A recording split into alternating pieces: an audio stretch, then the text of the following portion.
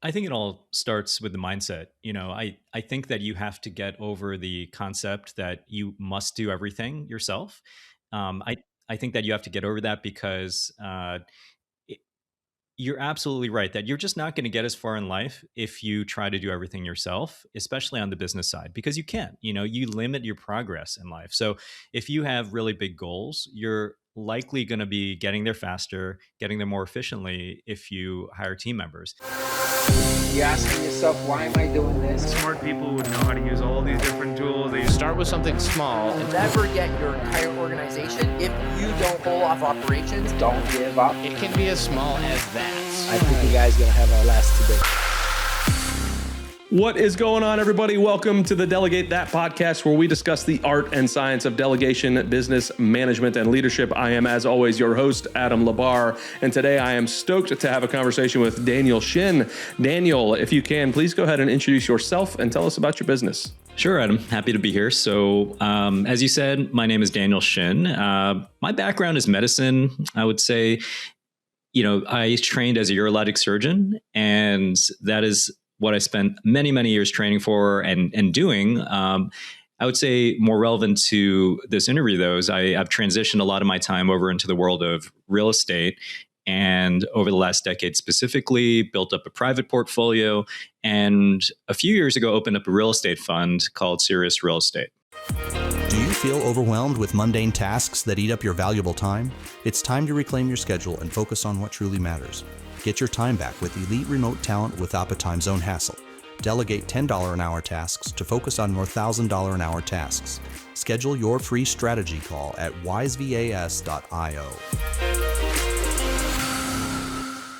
Fantastic. So how does one go from a urologic surgeon to real estate? How did that path kick off for you? I think it just happens, honestly, for a few reasons. So when I actually started looking into this seriously, I was just a couple of years into my practice as an attending surgeon, which means that, you've done all your training, you've taken all the licensing exams, and then you're sort of an adult surgeon where you can operate on your own and practice on your own. So I think it takes about a year or two just to sort of get your legs underneath you and figure out how to operate in this world as a real doctor. But then that time passed, and at the time I was in Los Angeles, and I was commuting about an hour in LA traffic down to Orange County, where the hospital was. And then I was very busy. I was also taking call, which means you're kind of in the hospital and just on guard for emergencies and things like that, operating in the middle of the night. So super busy. And after a couple of years, I looked up and I said, okay, so I've kind of figured this out.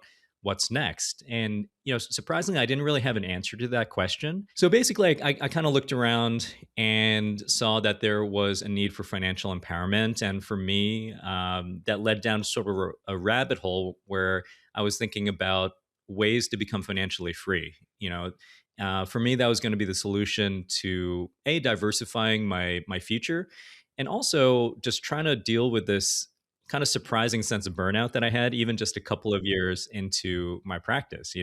I think it was a combination of just 15 years of training and then heading straight into practice and just really, working like crazy. So that ended up with looking into, investing and then real estate. And I just started buying real estate in the Midwest, and things kind of grew from there. Yeah, there's a lot of doctors I've talked to that they don't think about the financial side at all. They get a large paycheck and they're like, I don't know, like the money just comes and I keep doing my job because this is what I trained myself to do. So for you to have stopped, stepped back, and kind of looked at the future side of it, that's not as common in a lot of the doctors that I've spoken with. So that's very well done on your side. So there had to have been, as you kind of started to stretch that out, right? You're buying real estate in the Midwest. You're living in California. You've got to be able to figure out how to structure the team well, how to structure, what's going on. How did you start to kind of put your team, even if maybe you didn't think about it that way, like your property management or your contractors and all that? How did you start to put your team together from such a far distance away while still being a probably rather busy surgeon? Yeah, I think the team aspect of real estate is one of the best qualities in my opinion, because It's one of the things that I love most about doing surgery, for example. In the operating room, you've got this team where you've got nurses, you've got techs, you've got anesthesiologists, and you're all kind of coming together to work on this common goal. And everyone's on the same page. And I think it's a lot similarities to real estate, because if you're gonna buy a real estate property, even if it's down the street from you, you need a certain number of team members. You need a real estate broker. You may need an attorney. You probably need a property manager, and then you need someone who can kind of fix things when things go wrong. So you need all these people, and in an ideal world, you're all working together towards this common goal of just like having a good, housing unit out there that can function well, bring in a profit, but also provide good housing for the tenant. So, I think there's a lot of team aspects about real estate that appealed to me, probably just because of the way that I approach, that in medicine too. Yeah, very good. Yeah, and it's I told the same thing to people about from the military perspective, right? Is if folks can look backwards at how what they're doing already in their W-2 or whatever it is they're doing, how that team is structured, why it was structured the way it is, that will help you when you want to build your own team. Say, okay, well, I've got all of these specialists that know what they're doing. They've been trained. They understand what it is. And then there's one person that kind of coordinates it all together. Like when you're in the surgery room, you're the one that kind of coordinates everything together. Hey, how's this going? What's that look like? Do we have this? Give me this. And everybody already knows their job. They've already done it. In the military, we do the same thing.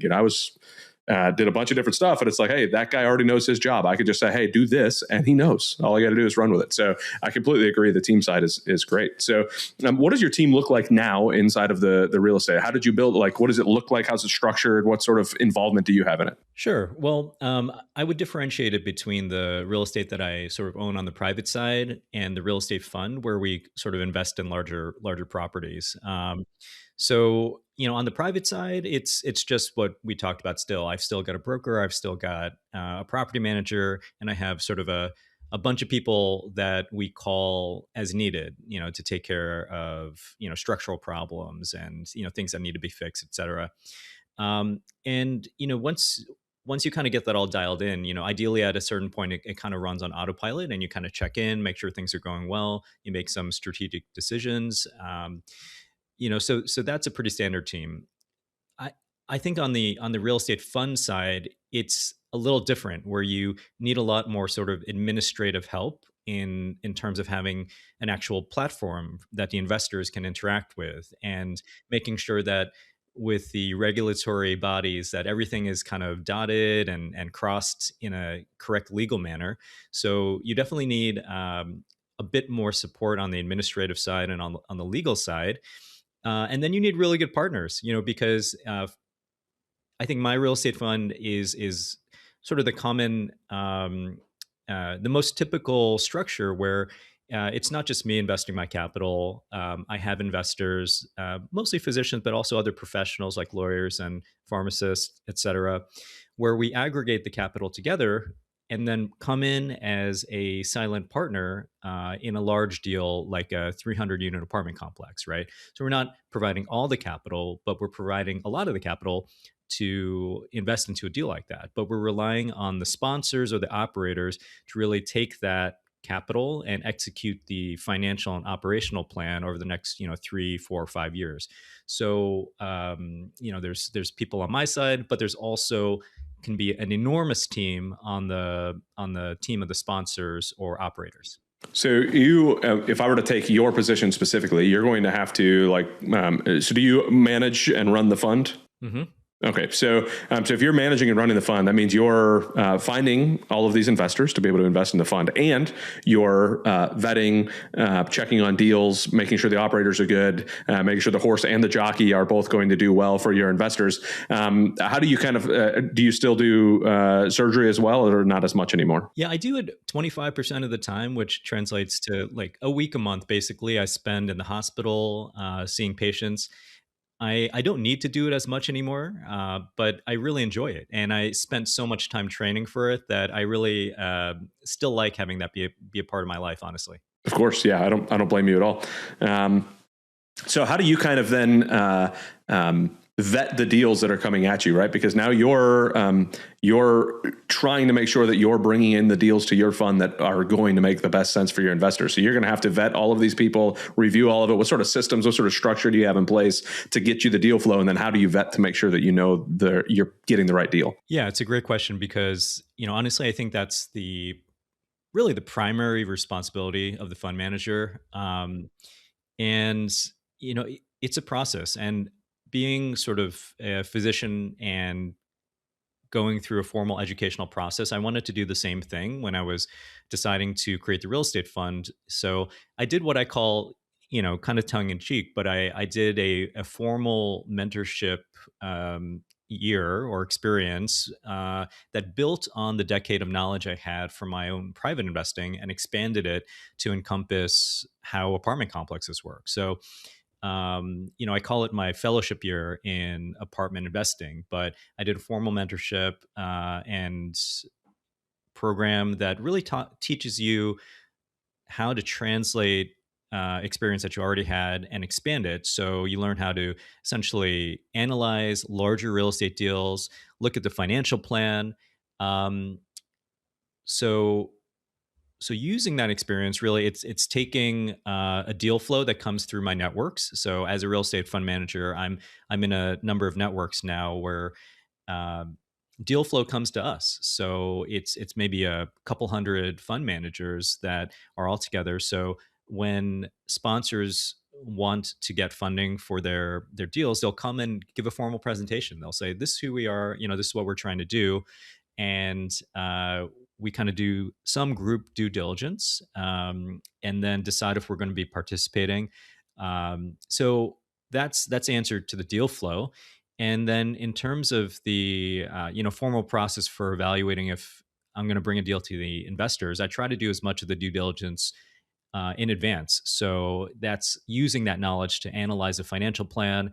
It's doing sponsor sort of due diligence where you're literally doing background checks to make sure you're dealing with upstanding people, and physical due diligence where I'll fly out and kind of poke around these assets, make sure it's not just an empty lot and this isn't just some big Ponzi scheme or something like that. So there's a process that that I have, and constantly refining that. But that's just a kind of a taste of some of the things that we'll do prior to putting out a deal. Do you have any other people on your team for the fund itself? Yeah, and I would say that on the smaller end, I think you could probably do a pretty good job at 90% of all the things you need to do as a fund manager.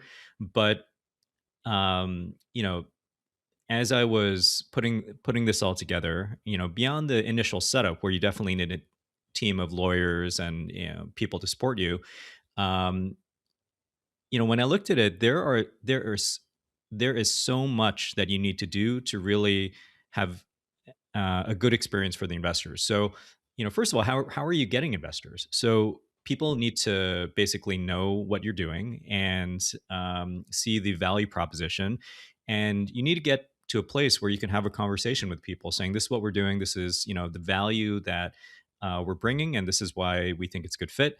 So you need marketing. So pretty early on in the process, where I said, I really enjoy this. I think this is going to be a really good service to the professionals out there. So I brought on a formal marketing partner to kind of run advertisement and talk through marketing strategy. As we started doing deals and sort of administrative responsibilities started expanding, I brought on a fractional CFO to help with the financial side to make sure that the models and the projections are making sense. And then in terms of to support the marketing efforts, really you need content. So I brought on some virtual assistants to really help with the content generation as well. Okay, very good. What's your virtual assistant side look like? Because obviously the content's going to be important, pushing it out there. And so what does your virtual assistant side look like? And if that's not been your specialty, how do you make sure that they're doing everything that needs to be done on the content side for you?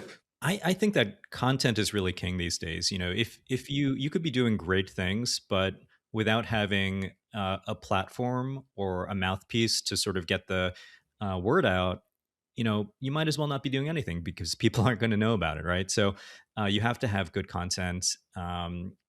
While I was making that transition from medicine into real estate, actually over the last decade, I did a lot of that myself, where I had a blog, and then eventually I grew a platform on Instagram and TikTok, etc.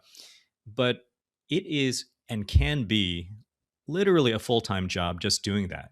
And so everything from coming up with an idea of what you're going to talk about, to recording it, to editing it, to uploading it, to dealing with comments, and it is a significant time expenditure. As being on the podcasting side, it is a lot of work even doing a podcast, right?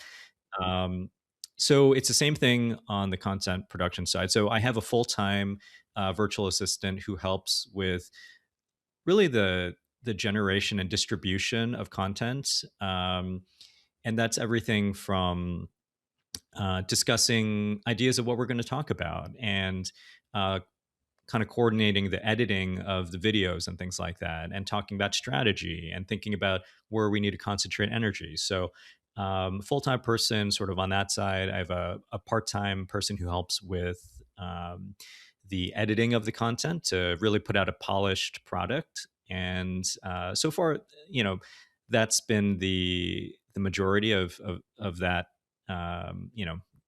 personnel for that. If you were to tell me the top maybe 3 tools that you use, both in managing your VAs and any of your other team members, as well as coordinating with all of your investors, what are like the top tools that you use that like you could not live without? If somebody took those away from you, you'd be stuck. Yeah. So off the bat, off the top of my head, the main tool that I use to tie everything together is 𝗺𝗽𝗃𝗃. It's been really essential. And you know, at the basic premise, I think 𝗺𝗽𝗃𝗃 is a good CRM, like a customer relations management tool. So you've got your contacts in there. That's a basic function. But then also, it's sort of a Swiss Army knife, where it has all these other functions. It can schedule calendar appointments. It can manage your social media feeds. It can send out the email campaigns and track open rates and things like that. So I also host the real estate website on there, right? So it's that I think is really the linchpin of in terms of the tools that I use. In addition to that, I use ClickUp. So when you're thinking about producing content and tracking project completion, you really need something that you can track multiple projects across different stages. There are a bunch of options out there like Monday.com and ClickUp. I had extensive discussions with the third essential tool in my arsenal, which is AI. Extensive discussions with AI about what would be the best sort of project management software, and it was like, yeah, you should do ClickUp, based on what you're doing. So that's why I chose it. Gotcha. All right. Did you try any other ones before that, or just like, hey, AI did it and this actually works for me? I tried it. AI was right. Yeah, I've tried not a bunch, but I've tried a few other project management software before that. Yeah, I can't remember off the top of my head on the spot which ones they were, but nothing is perfect. And I wouldn't say ClickUp is even perfect for what I needed to do, but you just find the one that is kind of closest to what you need, and you just go with it. And you can always switch later on. That's one of the things that I've learned. Yep, for sure. It's it can be semi-daunting to switch later on, but at any point, like if it's not working for you, then ditch it. If it doesn't serve you, get it out of there. So completely understand that. I tried everything. I mean, I was in Podio, ClickUp. I mean, name it. I did so many different ones, and it drove me insane because I'd always be learning a different one. So I love that you have that thought process, and I think most folks should have that thought process. If it's getting 80% of the job done for you, and you like just keep rolling with it, make it happen. But if it's not serving you, get out. Did you come up with a favorite on your end? Not really. I never really had a favorite. So I tried doing Podio a lot for managing the real estate side of the house. And then I tried to move over to ClickUp, but I did ClickUp for one of my education company that I was a part of. So we used it a lot extensively there, and I liked it. But I'm just not a great project management person to begin with. So I don't really like any of the tools when it gets down to it. I'm like, somebody else can manage the project. I'll just tell you what to do. Like, yeah. So it makes it difficult. But all right. So what has been your favorite part about getting a VA, and what has been your least favorite part about getting a VA? I think my favorite part is when you're going to bed at night and maybe you had some challenges during the day. Maybe you had a sick child that kind of ate up half the day because you had to deal with that and take them to the doctor or something like that. And you're going to bed at night, but still other people, other components of your team were functioning and moving towards the common goal. And you can still go to bed without feeling completely stressed out. Because when you're on your own, if you have a bad day, that day is gone, and you feel, or I used to felt that I failed the day because I didn't move closer to the goal. But when you have a team, even if one person is out for the day, the team as a whole is still moving to that goal. And psychologically, it just made a huge difference. Where I knew that there were other people who were working on my behalf.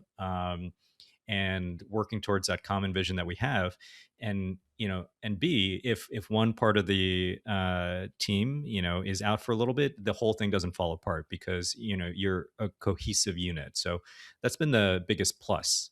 Yeah, very good. I completely respect and agree with that one. How about the biggest downfall? Yeah, I think the biggest downfall is that when you have team members, you have to manage the team.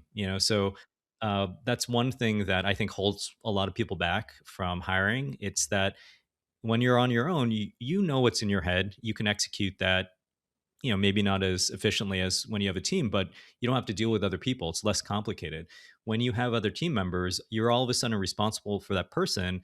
And as the leader of the organization, if you're not meeting your goals, that's on you. It's probably because maybe the team member isn't a good fit. Maybe you're not being really good about the KPIs that you're trying to hit, but as a leader, that's on you. So I think that's very stressful to people, and it's stressful to me. When I think about utilization and are we working on the right things? Are we spending our energy in the right place? It's a lot of responsibility, so it can be stressful. How do you track the duties of the VAs and make sure that things are getting done on time? I mean, you mentioned ClickUp and everything, but what is your schedule to make sure, hey, everybody's doing all the things? Because some of the people are concerned, like, man, they're on the other side of the world, or they're down in South America, or they're wherever. Like, I can't really track that they're doing everything that I want them to do on a daily basis, that I'm getting the money out of them that I'm paying. So how do you kind of make sure that you're getting what you need out of the VAs? Yeah, I've really struggled with that because I do have a third virtual assistant, another full-time virtual assistant who helps me with scheduling and bookkeeping. And she runs the books for my personal portfolio as well as the other businesses that I have. And she's in the Philippines, right? So fully, flipped in terms of the time zones. And, there's no way that I can keep track minute to minute of what she's doing, right? So I've struggled with trying to figure out the best approach, because I think if you're trying to micromanage a VA who is not in the same room as you, you're just going to fail. It's not going to be a good experience for you. It's not going to be a good experience for the virtual assistant, because both the methods that you can use to do that, and also just the day-to-day reality of that is just imperfect, right? So in ClickUp, they do have a time tracking tool where you can have your virtual assistant say, all right, so every time you work on a project, create an entry in ClickUp and tell me how much time you spend on that. I think the reality of it is that no one likes that. And the fact is that I think it can breed resentment, I think, in a lot of ways, because it's almost like, wow, this is pretty onerous. Obviously they don't trust me. Um, so basically, I do it. I'm moving to a understanding and a goal based, a KPI based evaluation system. I think communication is really important. You talk about what you want them to do, and then either they're hitting it or they're not hitting it. If they're not hitting it, why is the reason? Is it because they're not spending enough time? But I think that is probably a better kind of holistic way of thinking about responsibilities and tracking. Just because I know my personality is not going to be able to handle the nitpicky, like minute to minute thing. Some people might thrive in that setting, but that's not how I found it personally. Completely agree. I'm not, I can't do that either. The minute to minute stuff, I want to be able to give you tasks, walk away and know that they're getting done. How did you go about making sure that the person that you hired, especially the VAs, because again, if you're not that type of person who's going to be on top of them, how did you know that you were hiring the right type of person that's going to be coming in and doing the job without having that overbearing person? Yeah, I worried about that, honestly, because I love hiring people, but I've only hired a few people. But I hate firing people because it's a big conflict, and obviously there's a lot of drama in that. So I was worried. I think that held me back from bringing on team members for a long time because I was worried about that. But basically, I try to select for people that have the highest probability of success, and honestly, wise VAs who helped select these two recent hires did a really good job of that. So I think any sort of like staffing company is going to try to facilitate because they don't want you cycling through a bunch of candidates. They want you to, in an ideal world, find a great candidate and just go with that and have it be a great fit, right? So there was a lot of screening beforehand. It was like, what do you actually want this person to do? And then there was this process where they kind of like look at all the available candidates and they say, we think that these are going to be the best possible fits, but why don't you take a look at their profiles?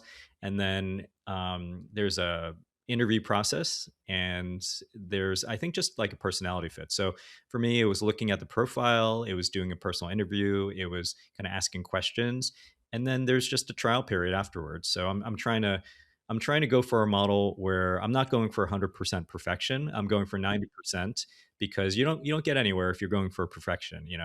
Yeah, there's a long time ago, I heard 𝗺𝗫𝗀 Sanchez. She's big in the business buying world.